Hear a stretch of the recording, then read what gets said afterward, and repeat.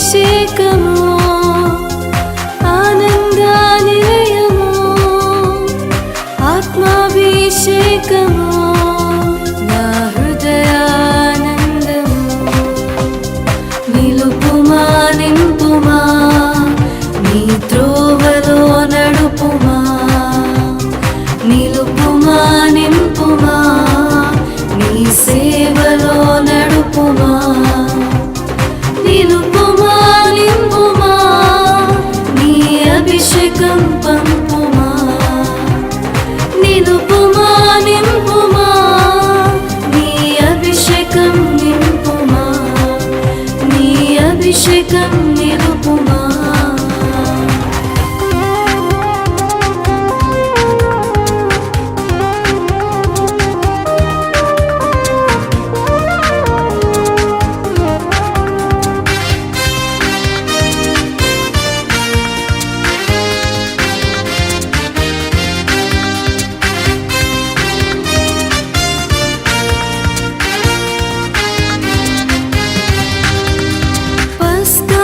పశువుగా రక్తాభిషేకము రక్తవర్ణుడై ప్రేమాభిషేకము పగటి వేళలో మేఘాభిషేకము మేఘాసీనుడై మహిమాభిషేకము నిలుపుమా నింపుమా నీ త్రోవలో నడుపుమా నిలుపుమా నింపుమా నీ సేవలో నడుపుమా నిలుపుమా నింపుమా నీ అభిషేకం పంపుమా నిలుపుమా నింపుమా నీ అభిషేకం నింపుమా నీ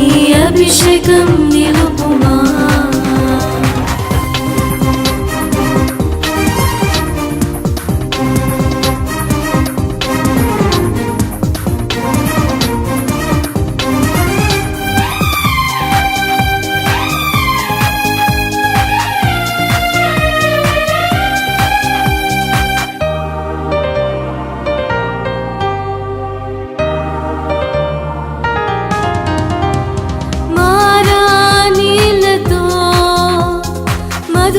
మధురాభిషేకము కానా విందులో జీవాభిషేకము ఆకలి బాధలో మన్నాభిషేకము ధన్యత కొండపై వాక్యాభిషేకము నిలుపుమా నింపుమా నీ త్రోవలో నడుపుమా నిలుపుమా నింపుమా నీ సేవలో నడుపుమా నిలుపుమా నింపుమా నీ అభిషేకం పంపుమా నిలుపుమా నింపుమా నీ అభిషేకం నింపుమా నీ అభిషేకం నిలుపుమా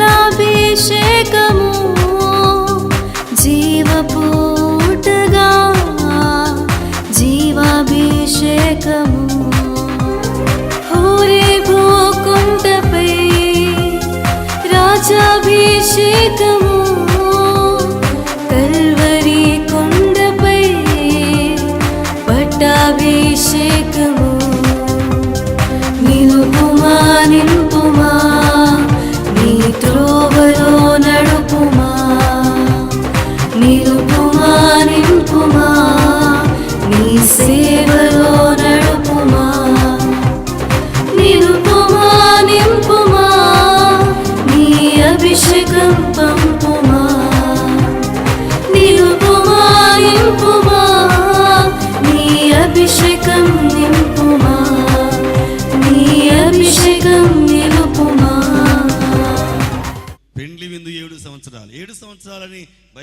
లేదు కానీ 19వ అధ్యాయములో ఉంటుంది మాట ఏమిటంటే, గొర్రె పిల్ల పెండ్లి విందుకు పిలువబడినటువంటి వారు ధన్యులని వ్రాయుము. ఏంటండి 7 సంవత్సరాల విందని అక్కడ ఉంది. అక్కడ ఏమైనా విందుకు పిలువబడిన వారా? దేవునికి మహిమ కలుగును గాక. జై బోలో క్రీస్తు మహారాజ్కి. ఉందా అక్కడ 7 ఏళ్ళ విందుని? ఉందా అక్కడ? ఉందా? లేదు. కానీ 7 ఏళ్ళు విందు అని ఎందుకు చెప్పబడింది అంటే, ఇశ్రాయేలీయుల యొక్క వివాహ వ్యవస్థ గురించి తెలియాలి మనకి. ఇశ్రాయేలీయుల వివాహ వ్యవస్థ ఏమిటంటే, పెళ్లి కొడుకు పెళ్లి కూతురుని చూస్తాడు. వెళ్ళి చూసిన వెంటనే ఆ పెళ్లి కూతురు దగ్గరికి వెళ్ళి మోకాలేసి ఎర్ర గులాబీ తీసుకుని నేను నిన్ను ప్రేమిస్తున్నానని చెప్పడు. ఏమిటనంటే వచ్చి అమ్మా నాన్నలకు చెబుతాడు. అప్పుడు అమ్మా నాన్నలు ఏం చేస్తారని తీసుకెళ్ళి, ఇదిగో మీ అమ్మాయి మా అబ్బాయికి నచ్చిందనంటే వాళ్ళు కూడా ఇష్టపడితే అప్పుడు నిశ్చితార్థం చేసుకుంటారు. ఆ నిశ్చితార్థానికి గుర్తుగా ఏమిస్తారనంటే ద్రాక్షరసాన్ని పెండ్లి కొడుకు పెండ్లి కూతురికి ఇస్తాడు. మనం ఇచ్చుకుంటాం ఇక్కడ ఆకు ఒక్క తాంబూలాలు ఇచ్చుకుంటామే, అలాగున ద్రాక్షరసాన్ని చేతితో ఇస్తాడు పెండ్లి కుమారుడు పెండ్లి కుమార్తెకు. ఇది ఇచ్చిన తర్వాత ఇంటికి వచ్చేస్తారు. వస్తే తండ్రి ఏం చేస్తాడని అంటే, అబ్బాయి నీకు పెళ్ళి అవ్వబోతుంది కనుక ఇల్లు సరిపోదు, నువ్వు ఇల్లు కట్టుకోవాలని అంటాడు స్థలం చూపించి. అంటే పెళ్లి కొడుకు సామర్థ్యం గలవాడై ఉండాలి, సంపాదించేవాడై ఉండాలి, బలమైన వాడై ఉండాలి, తనకు తానుగా బ్రతకగలిగేటువంటి స్థితి వచ్చిన వాడై ఉండాలి. అటు రీతిగా పెళ్లి కుమారుడు ఏం చేస్తాడంటే ఒక ఇల్లు కట్టుకుని మన నాన్నతో చెప్తాడు, నాన్న ఇల్లు కట్టేశాను పెళ్లి చేసేస్తావా అని. అంటే అప్పుడు ఒక రోజున చెప్పా పెట్టకుండా పెళ్లి కూతురి ఇంటికి బాజా భజంత్రులతో వెళ్ళిపోతారు. అది ఎక్కువగా రాత్రి కాలమే జరిగేది. అందుకనే దివిటీలు పట్టుకుని వెళ్ళారు. అందుకనే 10 మంది కన్యల గురించి మాట్లాడినప్పుడు దివిటీలు అనేటువంటి మాట వాడబడింది. ఈ విషయాన్ని గుర్తుపెట్టుకోవాలి. కనుక అకస్మాత్తుగా వెళ్తారు. వెళ్ళేసరికి పెండ్లి కూతురు ఎలా ఉండాలనంటే రెడీగా వచ్చేయాలి. అయ్యో ఇంకా నా ముక్కు పొడ కుట్టించుకోలేదు, ఇంకా నా వడ్డానం అవ్వలేదు, బట్టలకి ఇంకా నేను డిజైనింగ్ చేయించలేదు, ఇంకా మగ్గం మీదే ఉండిపోయింది చీర. ఇప్పుడు ఆ చీర కాదండి, చీర కాస్ట్ కంటే ఇప్పుడు ఏ కాస్ట్ ఎక్కువైంది తెలుసా? చీర కంటే కాస్ట్ ఏది ఎక్కువ తెలుసా? జాకెటే కాస్ట్ ఎక్కువ. ఎందుకురా జాకెట్ కాస్ట్ ఎక్కువ అంటే, అదే చిన్న ముక్కే కదా. అది చిన్న ముక్క కాదు. ఆ జాకెట్కి చేయించే డిజైన్లు ఉన్నాయి చూసారు, ఎంబ్రాయిడరింగ్ వర్క్ అని చూసారు. ఆ ఎంబ్రాయిడరింగ్ వర్క్కే ఒక్కొక్క జాకెట్, మొన్న మా పాస్టమ్ గారు ఎవరో మాట్లాడుతుంటే విన్నాను, 6,000 అంటుంది నాతోటి. ఏంటి జాకెట్ ఎంత? దేనికి జాకెట్ 6,000 అంటే? మరి వర్క్, అది ఏంటది వర్క్. పెళ్లి కూతురు ఇలా చెప్పకూడదు. అప్పుడు పెళ్లి కొడుకు వచ్చిన వెంటనే సర్దేసుకుని ఉండాలి, రెడీగా ఉండాలి, వెంటనే వచ్చేయాలి. వచ్చేసిన తర్వాత పెళ్లి చేసేయడు. వచ్చిన తర్వాత 7 రోజులు పెళ్లికి ముందు విందు జరుగుద్ది. ఆ విందు జరిగిన తర్వాత పెళ్లి జరుగుద్ది. మీకేం డౌట్గా ఉంటే సంసోను యొక్క జీవితంలో మనం చూస్తే కనుక న్యాయాధిపతుల గ్రంథము 14వ అధ్యాయము 12వ వచనము. 14. అప్పుడు సంసోను మీకు ఇష్టమైన ఎడల నేను మీ ఎదుట ఒక విప్పుడు కథను వేసేదను, మీరు ఈ విందు జరుగు. ఏంటండి? మీరు ఈ విందు జరుగు అంటే అది అప్పటికప్పుడు నిర్ణయించింది కాదు. ఈ విందు జరుగు 7 దినములు. గమనించండి, ఏంటి 7 దినములు. కనుక 7 దినాలు విందు చెయ్యాలి. మీకు ఎంతమందికి తెలుసు 7 రోజులు పెళ్లి? మన భారతదేశంలో ఎంతమంది తెలుసు 7 రోజుల పెళ్లి? తెలుసా ఎవరికైనా? నేను చూడలేదు, విన్నాను. నాకు తెలిసిన పెళ్ళి ఏంటి తెలుసా? 3 రోజుల పెళ్ళి. ఎంతమంది తెలుసు 3 రోజుల పెళ్ళి? 3 రోజుల పెళ్లి జరిగేది. మొదటి రోజు ప్రధానం, రెండవ రోజు పెళ్ళి, మూడవ రోజు కంకణాలు దేవుతారే, అది 3 రోజులు పెళ్లి చేసేవారు. అనగా యూదుల సాంప్రదాయ ప్రకారంగా 7 రోజులు విందు అయిన తర్వాత పెళ్ళి. మీకు డౌట్ రావచ్చు, 7 రోజులు కదా, మరి ఇప్పుడు 7 సంవత్సరాలు విందేంటి అనే డౌట్ రావచ్చు మీకు. ఎందుకంటే చెప్పేయడం కాదయ్యా, దాని గురించి కూడా చెప్పాలి అని మనసులో మీరు అనుకుంటారు కదా. చదువుకుందాం. 7 రోజులు అంటే ఎన్ని రోజుల విషయం బైబిల్లో మనకి ఏం చెబుతుంది? ఆది కాండము 29వ అధ్యాయము 27వ వచనం. 29:27. ఆది కాండం 29:27. ఈమె యొక్క వారము సంపూర్ణము చేయుము, నీవిక 7 సంవత్సరములు ఏంటండి వారము సంపూర్ణము చేయమని చెప్పిన తర్వాత ఆ వారం ఎంతట? నీవిక 7 సంవత్సరములు 7 సంవత్సరాలు. బైబిల్ యొక్క యూదుల యొక్క సాంప్రదాయంలో ఒక లెక్కల ప్రకారం ఏంటంటే వారము అని అంటే ఎన్ని సంవత్సరాలు? 7 సంవత్సరాలు. దేవుని స్తోత్రం. కనుక 7 సంవత్సరాలు ఇక్కడ 7 రోజులు చేసేవారు విందు. కనుక పెండ్లి కుమారుడు తీసుకుని వెళ్ళిపోయాడు కనుక ఇంకా పెండ్లి అవ్వలేదు మధ్యాకాశంలో, గుర్తుపెట్టుకోండి. ఈ మధ్యాకాశంలో 7 సంవత్సరాల విందని అందుకనే మనం పిలుస్తున్నాం. కానీ బైబిల్లో ఎక్కడ 7 సంవత్సరాల విందని మీకు ఎక్కడా కనిపించదు. అందుకని 7 వారాలు, 7 వారం అని అంటే 7 సంవత్సరాలు కనుక 7 ఏండ్ల విందు అక్కడ జరుగుతుందనేటువంటి విషయాన్ని మనము జ్ఞాపకం చేసుకోవాలి. దేవుని స్తోత్రం. మీరు అనుకోవచ్చు, అయితే మధ్యాకాశంలో పెళ్లి కూతురు వెళ్ళిపోయిన తర్వాత ఒక 7 సంవత్సరాల శ్రమలే కదా, ఆ మిగిలిపోయిన గుంపులో ఉన్నా కానీ చెప్పాలి, ఆ మిగిలిపోయిన గుంపులో ఉన్నా కానీ 7 సంవత్సరాలు అలా ఆ శ్రమల్లో కొంచెం అలాగా అటు ఇటు బాధపడితే వెళ్ళిపోతాం కదా అని అనుకుంటున్నారేమో. అందుకని పేతురు గారు ఏం చెప్పాడయ్యానంటే, ఆనాటి కాలంలో ఇంకా యేసుప్రభువు వారు రావడం లేదు అనుకుంటూ ఉంటే ఆ టైంలో ఆయన అన్న మాట ఏమిటంటే, ఒరే పిచ్చి వాళ్ళలారా, మీరు అనుకున్నట్లుగా మీ దృష్టిలో ఉన్నటువంటి రోజు కాదురా ఆయన దృష్టి అనంటే. 2వ పేతురు గ్రంథం 3వ అధ్యాయం 8వ వచనంలో చెప్పిన మాట ఏమిటయ్యానంటే, ప్రియులారా ఒక సంగతి మర్చిపోవద్దు. ఏమనగా ప్రభువు దృష్టికి ఒక దినము 1000 సంవత్సరాలు. ఎన్ని సంవత్సరాలు చెప్పండి? ఒక దినము 1000 సంవత్సరములు. ఒక దినము 1000 సంవత్సరాలు. యేసుప్రభువు వారు వచ్చి ఇప్పటికి ఇంచుమించుగా 2000 సంవత్సరాలు అయింది. ఈ లెక్క ప్రకారంగా ఆయన దృష్టిలో ఎన్ని రోజులు? లెక్కలో వీకేండి. 2000 సంవత్సరాలంటే ఒక దినము, 1000 సంవత్సరాలంటే 2 దినాలంటే ఎన్ని సంవత్సరాలు? అంటే ఇప్పుడు 2000 సంవత్సరాలంటే ఎన్ని రోజులు అయింది యేసుప్రభువు వారు వెళ్ళి? 2 రోజులే. మన లెక్కలు వేరు, ఆయన లెక్కలు వేరు. జాగ్రత్త. నువ్వు లెక్కలు వేసుకుంటున్నావేమో, నీ లెక్కల ప్రకారం నువ్వు కరెక్ట్ అనుకుని వెళ్ళిపోతున్నావేమో, కానీ దేవుడు చూస్తున్నాడు. జాగ్రత్త. నీ లెక్కలు తప్పైపోయే రోజు రాబోతూ ఉంది. నీ లెక్కలు తీసివేసే రోజు దేవుడు దగ్గరలో ఉంచాడు. నీ లెక్కలు ఆయన కట్టడానికి సిద్ధంగా ఉన్నాడు. అదే 2వ రాకడనేటువంటి మధ్యాకాశపు అంతస్తు. ఆ సమయానికి నీవే సిద్ధపడేటువంటి వధువు సంఘపు అంతస్తులోనికి చేరడానికి సిద్ధంగా ఉండాలి. ఈ లోకములో ఉన్నటువంటివేవి కూడా నిన్ను ఆ రోజున ఆకాశానికి ఎక్కించలేవు. యేసుక్రీస్తు ప్రభు వారి యొక్క శిలువ రక్తము చేత కడగబడినటువంటి వాడు మాత్రమే, ఆయన రక్తములో ముంచబడి సమాధి చేయబడి తిరిగి లేచినటువంటి వాడు మాత్రమే ఈ మొదటి మధ్యాకాశం అనేటువంటి పెండ్లి కుమార్తె గుంపులోనికి ఎక్కుతాడు తప్ప, లేదంటే ఇక్కడే మిగిలిపోతావు. జాగ్రత్త. ఇప్పుడు 7 సంవత్సరాల నుండి ఎన్ని వచ్చింది చెప్పండి? ఒక దినం అయితే 30 రోజులు నెలకేసుకుందాం, అంటే 365 రోజులు సంవత్సరానికి వేసుకుందాం. ఎన్ని సంవత్సరాలు? 365 ఇంటూ 1000, 3,65,000 సంవత్సరాలు. చెప్పండి, ఒక్క సంవత్సరం ఎంత ఆయన దృష్టిలో ఇప్పుడు? ఎంత చెప్పండి? 3,65,000 సంవత్సరాలు ఇంటూ ఏం వెయ్యాలి మరలా? అప్పుడు నువ్వు ఎన్ని సంవత్సరాలు శ్రమలు ఇక్కడ, ఎన్ని సంవత్సరాలు విందక్కడ? 3,65,000 సంవత్సరాలు ఇంటూ 7 కాలిక్యులేట్ చేస్తే ఇంచుమించుగా 25,55,000 సంవత్సరాలు. నీ లెక్కలు వేరు, నీ లెక్కలు వేరు. నువ్వు లెక్కలు ఏదో అనుకుంటున్నావేమో కానీ నీ లెక్కలు ఇక్కడ నిలబడవు. ఇక్కడ ఆ లెక్కలు చూసేటువంటి పరిస్థితి వేరు. ఆయన నిన్నే లెక్కల్లోనికి తీసుకుంటాడు. జాగ్రత్త. నీ వాడు ప్రతి మాట నీవు మరుతువు కానీ దేవుణ్ణి మర్చిపోడు. జాగ్రత్త. అందుకనే నీ లెక్కలు ఎప్పుడు కరెక్ట్గా ఉన్నాయో లేదో చూసుకో. ఆయన తూకం పట్టుకుని సిద్ధంగా ఉన్నాడు ఈ రోజున. కనుక 25,55,000 సంవత్సరాలు లెక్క వస్తుంది. అందుకని నువ్వు 7 సంవత్సరాల కదా కళ్ళు మూసేసుకుంటే అయిపోతుంది అనుకుంటున్నావేమో. దేవుడి మిమ్మల్ని దీవించును గాక. చెప్పడానికి చాలా ఉంది కానీ సమయం లేదు. అందుకని మీకు ఎవరికైనా డౌట్స్ వస్తే నాకు ఫోన్ చేయండి.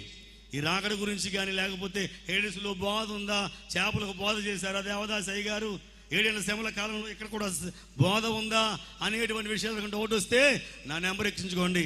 9133999877. నా ఫోన్కి ఫోన్ చేయండి, లేక వాట్సాప్ పెట్టండి. 9133999877 అంటే 3 ఏళ్ళు.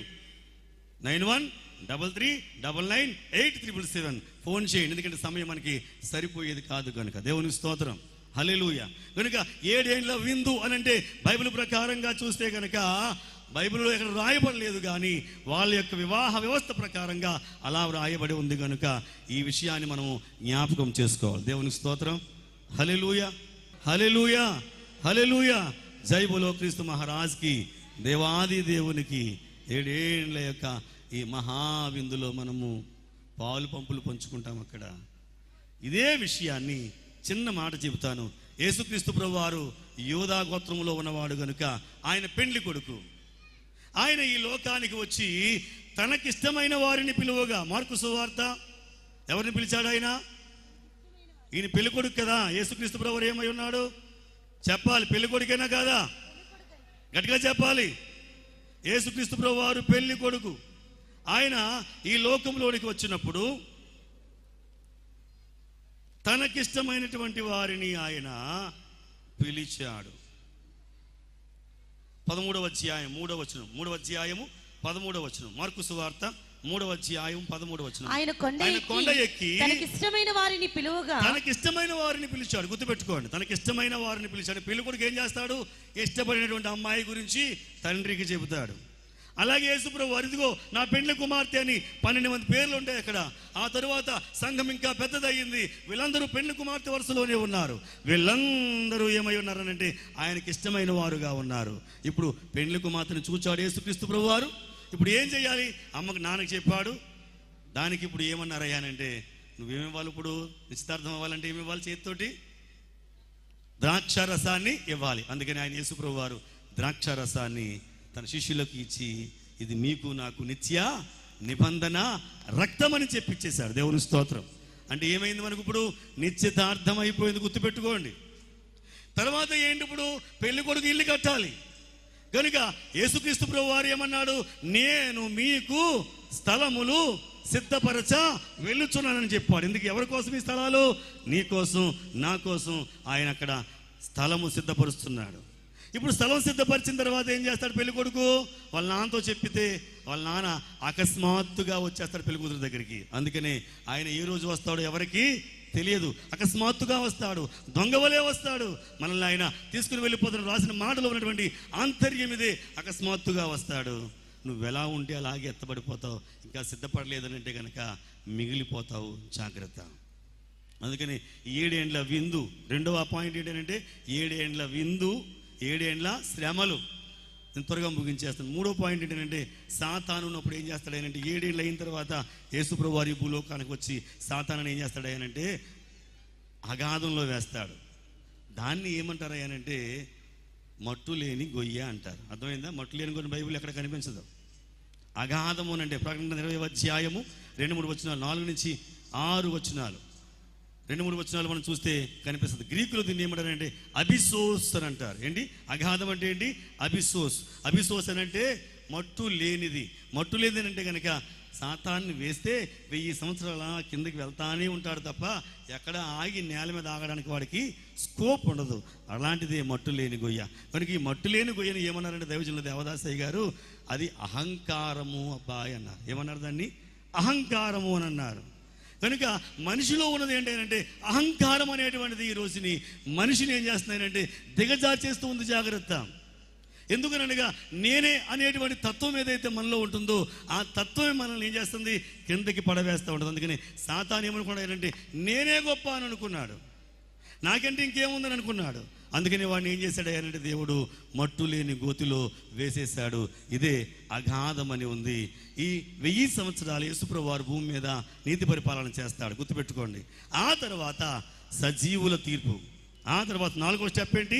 సజీవుల తీర్పు. అనగా 1000 సంవత్సరాలలో పరిశుద్ధులు వచ్చి సువార్త చెబుతారు. అప్పుడు మారినటువంటి వారిని ఏం చేస్తాడంటే మేకలు గొర్రెలను పోలినటువంటి రీతిలో వారిని డివైడ్ చేస్తాడు. అప్పుడు మళ్ళా ఆయన వారికి తీర్పిస్తాడు. ఇది సజీవుల తీర్పు. అనగా ఇది మత్తయి సువార్త 25వ అధ్యాయము 32వ వచనంలో మనకు కనిపిస్తూ ఉంటుంది. అయితే 6వదిగా ఏమిటంటే సాతానును దేవుడు మరలా 1000 ఏళ్ళు అయిన తర్వాత విడుదల చేస్తాడు. నేను చాలా క్లుప్తంగా వెళ్తున్నాను. ఇదంతా చాలా పెద్ద సబ్జెక్టు. బ్రీఫ్గా మీకు ఇస్తూ ఉన్నాను. బై హార్ట్ చేయాల్సిన విషయం ఇది. తర్వాత ఏంటంటే సాతానుని విడుదల చేస్తాడు. ఎందుకంటే ఇప్పుడైనా మారతాడేమో వీడని చూస్తే వాడు మారడు, తిరుగుబాటు చేస్తాడు. తిరుగుబాటు చేసిన తర్వాత వాడిని తీసుకుని వెళ్ళి అప్పుడు నిత్య నరకాగ్నిలోనికి పడవేస్తాడు. ఇది 6వ స్టెప్. అక్కడ ఏంటంటే యుగ యుగములు రాత్రింబవళ్ళు అక్కడ వాడు బాధించబడతాడు. వాడితో పాటుగా ఈ అబద్ధ ప్రవక్త, అంత్యక్రీస్తు, ఈ బ్యాచ్ అంతా అక్కడ వాడితోటే ఉంటారు. ఇక 7వది ఏమిటంటే అంత్య తీర్పు. ప్రకటన 20వ అధ్యాయము 11 నుంచి 15 వరకు ఒకసారి చదివి ముగించేస్తున్నాను. 20వ అధ్యాయం 11 నుంచి 15 ముగించేస్తాను. ప్రకటన 20. మరియు ధవళమైన మహాసింహాసనమును దాని యందు ఆసీనుడైన యొక్కనిని చూచి తిని భూమి ఆకాశములు ఆయన సముఖము నుండి పారిపోయెను, వాటికి నిలువు చోటు కనబడకపోయెను. మరియు గొప్పవారిని కొద్దివారిని మృతులైన వారందరూ ఆ సింహాసనం ఎదుట నిలబడి ఉండుట చూచి తిని అప్పుడు గ్రంథములు విప్పబడెను, మరియు జీవ గ్రంథమును వేరొక గ్రంథము విప్పబడెను. అక్కడ ఉన్నటి విషయం ఏంటంటే 11 నుంచి 15 వరకు వచనాల్లో అది అంత్య తీర్పు. 2 తీర్పులు ఉన్నాయి. సజీవుల తీర్పు ఒకటి 1000 ఏళ్ల పరిపాలనలో. తరువాత ఎండింగ్లో ఏంటంటే సాతానును అగ్నిగుండంలో వేసిన తర్వాత ఈ అగ్నిగుండం ఏమిటంటే 2వ మరణం అని వ్రాయబడి ఉంటుంది. 2వ మరణం గురించి, మొదటి మరణం గురించి చెప్పాలంటే కనుక శారీరకంగా మరణించేటువంటిది మొదటి మరణం అయితే, ఆత్మ తీసుకుని వెళ్ళి అగ్నిగుండంలో వేయబడేది చెప్పాలి ఏంటి 2వ మరణము. కనుక 1000 ఏళ్ళు పరిపాలన అయ్యేంత వరకు కూడా కడమ మృతులు బ్రతకలేదని వ్రాయబడుతుంది. అదే అధ్యాయము పైన చూస్తే మీకు ఉంటుంది. కడమ మృతులు బ్రతకలేదు అనగా ఎవరైతే క్రీస్తునందు కాకుండా చనిపోయారో వారు బ్రతకలేదు. ఈ 1000 ఏళ్ళు అయిన తర్వాత చదవమ్మా. ఆ 1000 సంవత్సరములు గడుచు వరకు కడమ మృతులు బ్రతకలేదు. గుర్తుపెట్టుకోండి. అంటే 1000 ఏళ్ళు అయిన తర్వాత వాళ్ళు బతుకుతారు. వాళ్ళకి, ఈ భూమి మీద మిగిలిపోయిన వారికి అంత్య తీర్పు తీరుస్తాడు ఆయన. అప్పుడు కూడా ఎవరైనా ప్రభువా మేము క్షమించునంటే కనుక వారిని కూడా రక్షిస్తాడు. ఎందుకంటే ఈ నరకం అనేటువంటిది ఎవరి కోసం తెలుసా? ఇది యేసుప్రభువు వారు అంటాడు 24వ అధ్యాయము మత్తయి సువార్తలో, 24-25 అధ్యాయాలు రాకడ అధ్యాయాలు. అక్కడ చెప్పే మాట ఏమిటి అంటే, ఇదిగో ఈ నరకము సాతానుకు వాని దోతల కొరకు ఏర్పాటు చేయబడింది, మీరు దాంట్లోకి వెళ్ళండి, వాడిని వెంబడించారు కనుకని అప్పుడు అంటాడు. దైవజనులు దేవదాస్ గారు ఒక మాట అన్నారు. ఆ చివరిగా వాళ్ళు నరకంలోకి వెళ్ళిపోతూ ఉంటుంటే, వాళ్ళు నరకంలోకి వెళ్ళేటప్పుడు అంటే ఎలా వెళ్తారనంటే వాళ్ళు వెనక్కి ఇలా అడుగులు వేసుకుంటూ వెళ్తూ ఉంటుంటే యేసుక్రీస్తు ప్రభువు వారు అక్కడే ఉండి ఏడుస్తూ ఉంటే పరిశుద్ధాత్ముడట ముందుకు అడుగులు వేసుకుంటూ రండి అని అప్పుడైనా పిలుస్తాడట ఆయన. ఇప్పుడైనా రండి అని అంటాడంట. మాకు వద్దు అని వెనక్కి వెళ్ళి వారికి వాళ్ళే వెనకాల దేంట్లో పడిపోతారు? నిత్య నరకాగ్నిలోనికి వెళ్ళిపోతారు. ఇది రాకడ యొక్క స్ట్రక్చర్. ఎప్పుడు 2వ రాకడయ్యానంటే 1000 ఏళ్ల పరిపాలన చేయడానికి వస్తాడు చూసారు ఆయన. అది నిజమైన 2వ రాకడ. మొదటిది ఏమిటి? మధ్యాకాశంలోనికి వచ్చేటువంటి రాకడ. అసలు మనం చెప్పుకుంటామే ఎప్పుడు 2వ రాకడ, 2వ చెప్పుకుంటున్నామే. అది ఎప్పుడయ్యానంటే 1000 ఏళ్ల పరిపాలన విషయం. ఇది కొత్తగా అనిపించొచ్చేమో కానీ దైవజనులు దేవదాసయ్య గారు ఈ బోధ బైబిల్ మిషన్ వారికి ఎప్పుడో అందించారు. ఈ బోధ ప్రకారంగా మనము సిద్ధపడుతూ, ఆయన సమయం చాలా ఆసన్నమైపోయింది, చాలా దగ్గరగా ఉన్నాం. ఈ అంత్య తీర్పు అయిన తర్వాత ఉండేది ఏమిటయ్యానంటే పెళ్లి జరుగుతుంటుంది.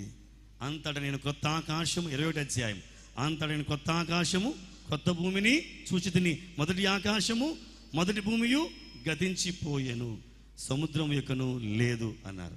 సముద్రము యొక్కను లేదు అని అన్నారు. సముద్రం ఎందుకు లేదనంటే, సముద్రం యొక్క ఉపయోగం ఏంటంటే చెప్పండి. సముద్రం పని ఏంటి? సముద్రం పని ఏంటి? అరే సముద్రం లేకపోతే మనమేం ఉండలేము ఇక్కడ. ఎందుకనగా ఆ సముద్రము వేడికి ఆవిరి పైకొచ్చి మేఘాలయ్యి, ఆ మేఘాలు ప్రపంచమంతటా వెళ్ళి ఎక్కడ వర్షం కావాలో అక్కడ వర్షం కురుస్తుంది. కనుక మనం నోటి నిండా ఏం చేస్తున్నాం చెప్పండి? 4 వేలు వెళ్తున్నాయంటే కారణం ఏంటి తెలుసా? సముద్రం.